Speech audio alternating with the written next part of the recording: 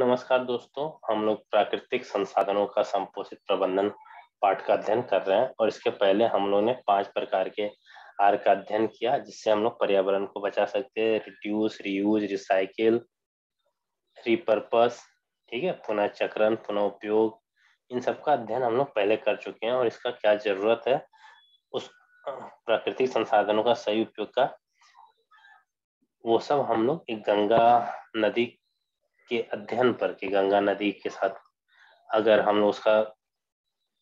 लोग अपने रिसोर्सेस का, अपने जो संसाधनों का है उसका सही उपयोग नहीं करेंगे तो क्या होगा, प्रदूषण भी फैलेगा और हम लोग की जो जरूरत की जो रिसोर्सेस है, जरूरत की जो संसाधन है वो समाप्त होगी।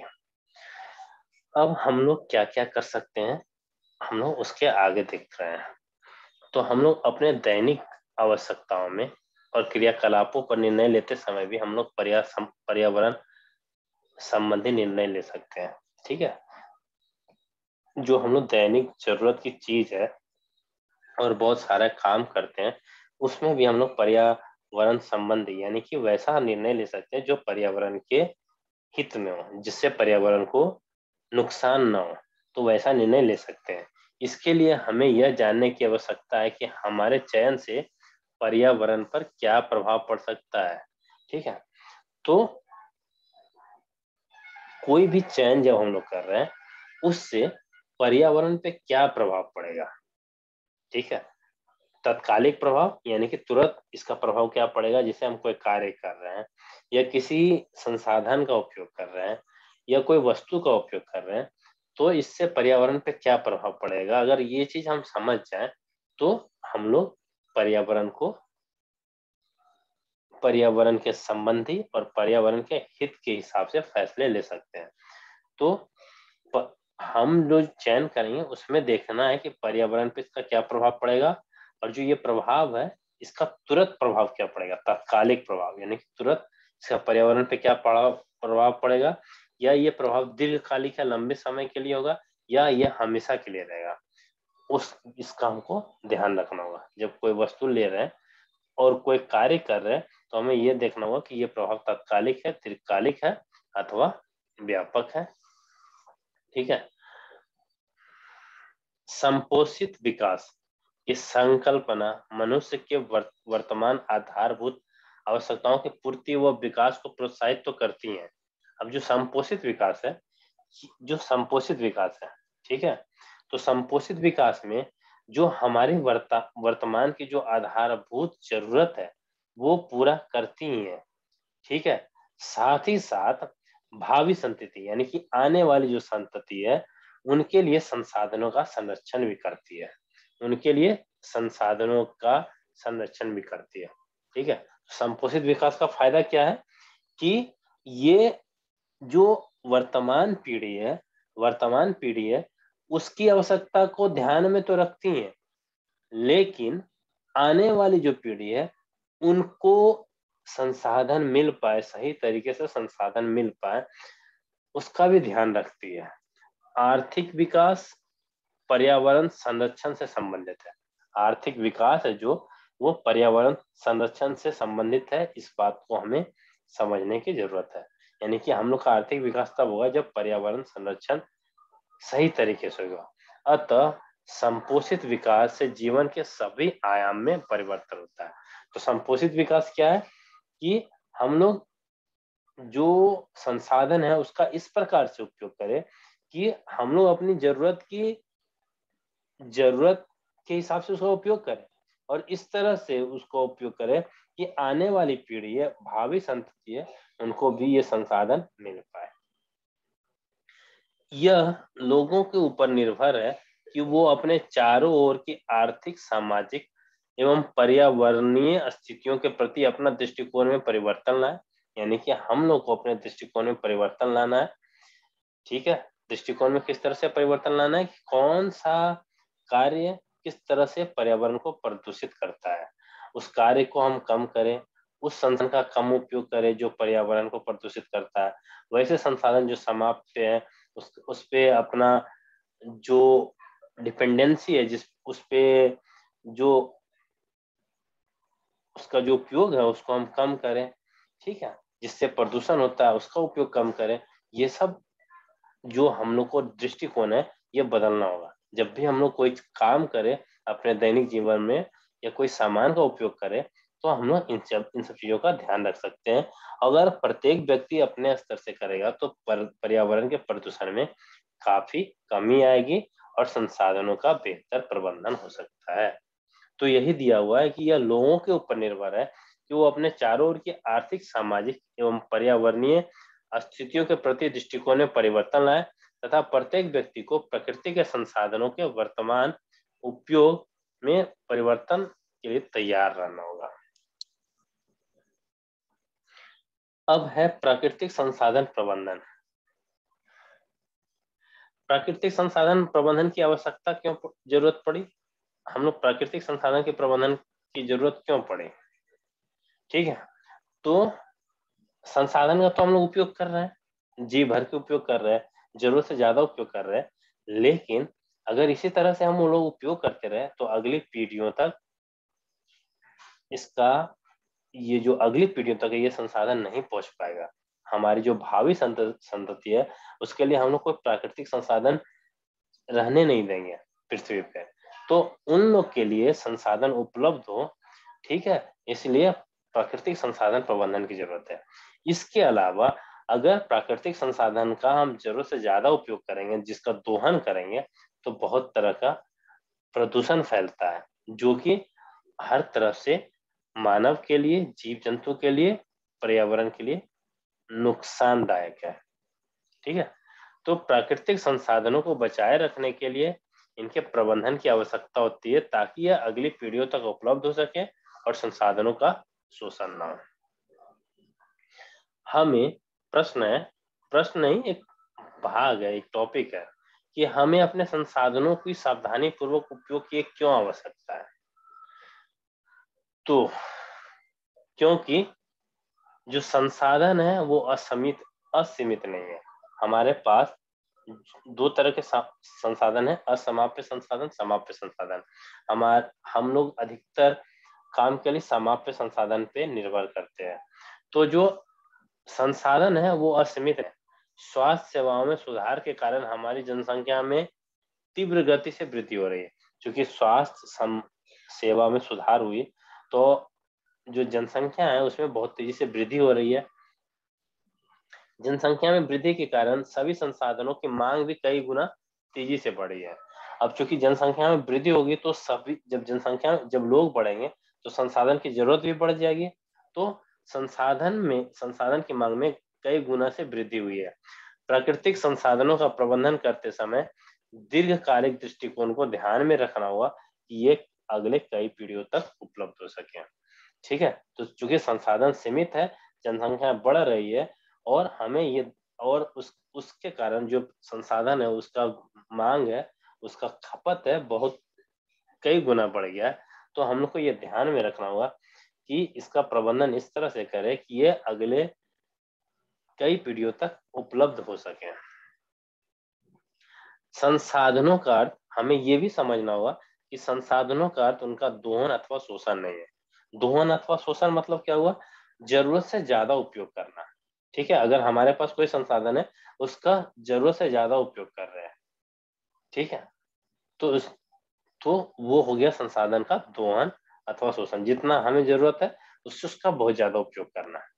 इस प्रबंधन में यह भी, इस बात को भी सुनिश्चित करने की आवश्यकता है कि इनका वितरण सभी वर्ग में समान रूप से हो। ठीक है, संसाधन के प्रबंधन में एक चीज और ध्यान देने की जरूरत है कि जो संसाधन है उसमें समाज के हर एक वर्ग को समान रूप से लाभ मिले, समान रूप से संसाधन मिले, न कि मात्र मुट्ठी भर अमीर और शक्तिशाली लोगों को इनका प्रभाव मिले। ठीक है, तो संसाधन जो है उसका प्रबंधन इसलिए भी जरूरी है कि हर एक वर्ग का लोग बराबर इसका लाभ ले, सबको बराबर रूप से ये वितरित किया जाए। ऐसा ना हो कि जो बहुत प्रभुत्व वाले लोग हैं, जो बहुत अमीर लोग हैं, जिनका बहुत वर्चस्व है, उसका ज्यादा उपयोग करें और अन्य जरूरतमंद लोग हैं, जो गरीब है, जो निम्न स्तर के जीवन आर्थिक स्थिति के कारण जी रहे हैं उनको संसाधन ना मिले, ऐसा नहीं हो। अब एक बात पर और ध्यान देने की आवश्यकता है कि जब हम इन संसाधनों का दोहन करते हैं तो हम पर्यावरण को क्षति पहुंचाते हैं। ठीक है, तो प्राकृतिक संसाधन का जो प्रबंधन है उसकी क्या क्या आवश्यकता है, हम लोग उस भाग को देख रहे हैं। तो इसके पहले तो हम लोग ये समझे कि अगर हम लोग प्राकृतिक संसाधन का बेतहाशा उपयोग करते रहे, जरूरत के हिसाब से उपयोग नहीं करते रहे, तो बहुत सारी पीढ़ियां हैं, आने वाली पीढ़ियां इस संसाधन का उपयोग नहीं कर पाएगी, उनके लिए संसाधन बचेगा नहीं। उसके अलावा एक बात और समझने की जरूरत है कि जब हम लोग इस संसाधन का दोहन करते हैं, दोहन मतलब बहुत जरूरत से ज्यादा उपयोग करते हैं, तो हम पर्यावरण को भी क्षति पहुंचाते हैं। उदाहरण के लिए खनन से प्रदूषण होता है, बहुत ज्यादा खनन करेंगे तो बहुत ज्यादा प्रदूषण होगा, क्योंकि धातु के निष्कर्षण के साथ साथ बड़ी मात्रा में धातुमल भी निकलता है। अतः संपोषित प्राकृतिक संसाधनों के प्रबंधन में अपशिष्टों का सुरक्षित निपटान की व्यवस्था होनी चाहिए। ठीक है, तो हम लोग इन संसाधनों का अगर दोहन करेंगे, इसका सही प्रबंधन नहीं करेंगे तो बहुत मात्रा में प्रदूषण भी निकलता है, जो कि पर्यावरण और इसमें रहने वाले जो जीव हैं उनको नुकसान पहुंचाता है। हमारा जो प्राचीन साहित्य है वो उसमें बहुत सारा उदाहरण है जहाँ पे हम लोग जहाँ पे मनुष्य प्रकृति के प्रति संवेदनशील है। ठीक है, तो इस भाग में हम लोग बस ये देख रहे हैं कि ऐसा नहीं कि इसका अध्ययन हम लोग अभी कर रहे हैं। हमारे जो पूर्वज थे, जो ऋषि मुनि लोग थे, उस समय से हमारे पास वैसे बहुत सारे उदाहरण हैं जिसमें ये दिखाया गया कि मानव को प्रकृति के साथ संवेदनशील रहना चाहिए, प्रकृति को बचाना चाहिए। तो हमारा प्राचीन साहित्य ऐसे उदाहरणों से भरा है जहां मूल्य और प्रकृति के प्रति मनुष्य की संवेदनशीलता की महिमा और सिद्धांत की अस्थिरता अपने सबसे अच्छे रूप में स्थापित की गई थी। यानी कि हमारे पूर्वज लोग इस चीज का बहुत ध्यान रखते थे कि प्राकृतिक को किस तरह से, प्राकृतिक संसाधनों का किस के प्रबंधन का ध्यान रखते थे, प्राकृतिक में प्रदूषण ना उसका ध्यान रखते थे, प्रकृति की पूजा करते थे, उसकी सुरक्षा करते थे और उसका उपभोग भी करते थे। ये सब चीज हमारे पूर्वज लोग करते आए हैं। इसका उदाहरण वैदिक काल में देखा जा सकता है। वैदिक काल के दौरान जंगल, वनस्पति के उत्पादक व साथ ही सुरक्षात्मक पहलू दोनों पर ही बल दिया गया। यानी जो हमारा वैदिक काल है, जो बहुत प्राचीन काल है, विश्व के एक प्राचीनतम काल में से है, उस समय भी जंगल वनस्पति के उत्पाद को उपयोग करना और उसको उसको सुरक्षित रखना, दोनों पे ही बल दिया गया। वैदिक काल के अंत में कृषि एक प्रमुख आर्थिक गतिविधि के रूप में उतरी। ठीक है, और यह वो समय था जब पवित्र जंगलों व गुफाओं, पवित्र गलियारों एवं विभिन्न प्रकार की जातीय वानिकी प्रथाएं जैसे सांस्कृतिक परिदृश्य की अवधारणाएं विकसित हुए, जो वैदिक काल के बाद भी लगातार चलती रही। साथ ही व्यापक श्रेणी के जातीय वानिकी प्रथाओं के परंपराओं, प्रथानों, अनुष्ठानों के साथ एकीकृत हुए और प्राकृतिक संसाधनों की सुरक्षा की जाती है। इसका कहने का मतलब है कि वैदिक काल से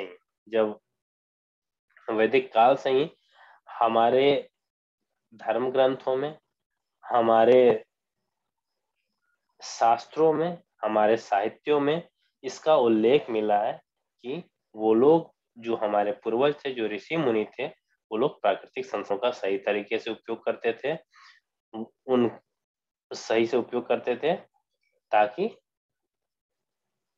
संसाधनों का दोहन ना हो और पर्यावरण को नुकसान ना पहुंचे। अब है वन्य एवं वन्य जीव संरक्षण। तो जो वन होते हैं वो जैव विविधता के तप्त स्थल है, हॉट स्पॉट। ठीक है, वन्य है वो जैव विविधता के तप्त स्थल है। और तप्त स्थल किसको कहते हैं? तो ऐसा क्षेत्र जहां अनेक प्रकार की संपदा पाई जाती है। तो वन वैसा ही क्षेत्र है जहाँ बहुत प्रकार की संपदा पाई जाती है, इसलिए वन को हम लोग क्या कहते हैं, तप्त स्थल कहते हैं। वास्तव में केवल वन ही एक ऐसा स्थल है जिसे जैव विविधता का तप्त स्थल कहा जा सकता है, क्योंकि वनों में वनों में वनों में जैव विविधता के अनेक उदाहरण संरक्षित होते हैं। तो वन है जो जैव विविधता का तप्त स्थल है, क्योंकि वन में जैव विविधता के बहुत सारे उदाहरण हैं और वो संरक्षित रहते हैं। ये उस स्थल के सभी प्राणी जात और वनस्पति जात को न केवल प्राकृतिक संरक्षण प्रदान करता है, यानी कि जो वन होता है उस स्थल में, यानी जो वन होता है वहां पे प्राणी जात यानी कि सारे प्राणी और वनस्पति को न केवल बल्कि प्राकृतिक संरक्षण प्रदान नहीं करता, अपितु वन उनके वृद्धि और विकास के लिए पोषण प्रदान करता है। यानी कि वन है वो प्राणी को, वनस्पति को प्राकृतिक संरक्षण भी प्रदान करता है, उनके वृद्धि और विकास के लिए पोषण भी करता है, और इसीलिए वन है जो जैव विविधता के तप्त स्थल है। अब जैव विविधता क्या होती है? जैव विविधता किसी एक क्षेत्र में पाए जाने वाली विविध स्पीसीज की संख्या है। ठीक है, आप लोग स्पीसीज का अध्ययन बायोलॉजी के पार्ट में बायोलॉजी के भाग में कर चुके होंगे कि स्पीसीज क्या है। तो जो जैव विविधता वो किसी एक क्षेत्र में पाए जाने वाली विविध स्पीसीज की संख्या है, जैसे पुष्पी पादप, पक्षी, कीट, सरीसृप, जीवाणु और कवक इत्यादि। ये होती है जैव विविधता। अब जैव विविधता नष्ट होने के परिणाम क्या होंगे? तो जो जैव विविधता जब नष्ट हो जाएगी तो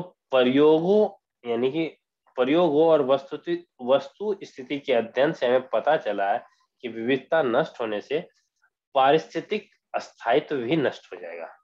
यानी कि जैव विविधता नष्ट होगी तो जो पारिस्थितिक स्थायित्व है वो क्या हो जाएगा? नष्ट हो जाएगा, क्योंकि किसी पारिस्थितिक तंत्र में उपस्थित जैव और अजैव घटक उस पारिस्थितिक तंत्र को संतुलन प्रदान करते हैं। तो पारिस्थितिक तंत्र, कोई भी पारिस्थितिक तंत्र है उसमें जैव और अजैव घटक का संतुलन ही उस पारिस्थितिक तंत्र को बचाए रखता है। ठीक है, तो अगर पारिस्थितिक स्थायित्व ही नष्ट हो जाएगा, पारिस्थितिक तंत्र ही नष्ट हो जाएगा, उसका जैव और अजैव घटक में संतुलन नहीं रहेगा, तो क्या हो जाएगा? जो पारिस्थितिक स्थायित्व है वो खत्म हो जाएगा। और जैसे ही ये जैव विविधता नष्ट होती है, पारिस्थितिक तंत्र में असंतुलन उत्पन्न होता है और नष्ट हो जाता है। यानी कि जैव विविधता के नष्ट होने से पारिस्थितिक तंत्र में क्या हो जाएगा? असंतुलन उत्पन्न हो जाएगा और धीरे धीरे ये क्या हो जाएगा? नष्ट हो जाएगा। तो आज के लिए हम लोग इतना ही अध्ययन करते हैं, इसके आगे हम लोग अगले क्लास में देखेंगे।